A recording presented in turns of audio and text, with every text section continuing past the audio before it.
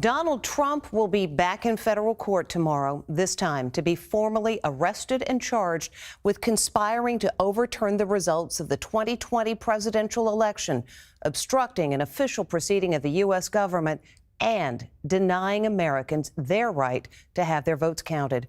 They are the most serious charges yet for the former president, who was said to be very angry and rattled about the indictment. Here's Stephen Fabian. His third indictment in 4 months, and Trump is said to be incensed.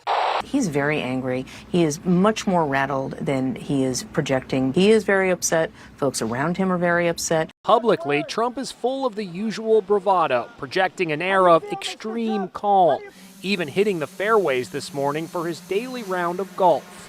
But privately, reports say it's a different matter. Trump is here at his country club in Bedminster, New Jersey, and tomorrow he's expected to fly to our nation's capital to be arrested and arraigned yet again.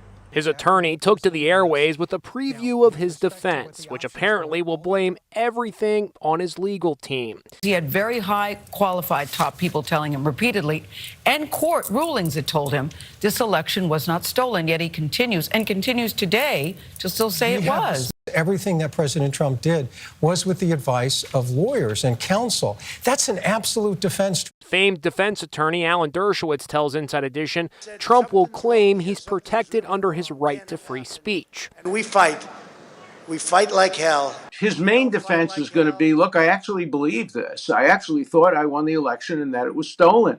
And you can't prove that I didn't believe it because you have no evidence. He's been charged with deceiving the American public, knowingly telling lies. Do you think that's a serious offense? Half the politicians in America would be in prison if you could be convicted of misleading voters or lying to the public. That's not a crime. That's a sin, and that's a good reason for voting against Donald Trump. I voted against him twice. I have a constitutional right to vote against him a third time, and I don't want the prosecutor to deny me that right to vote against him. Trump's allies on Fox News are treating the indictment with contempt. What do you think of my sketches? When I'm bored, I will draw men in hats. This is a complete embarrassment.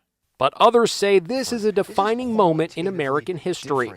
Donald Trump here is being charged with a betrayal of his oath of office, a betrayal of the American people. It's hard to imagine a more serious allegation. Even Trump's former Veep, Mike Pence, tweeted, anyone who puts himself over the Constitution should never be president of the United States. Sadly, the president was surrounded by a group of crackpot lawyers that kept telling him what his itching ears wanted to hear.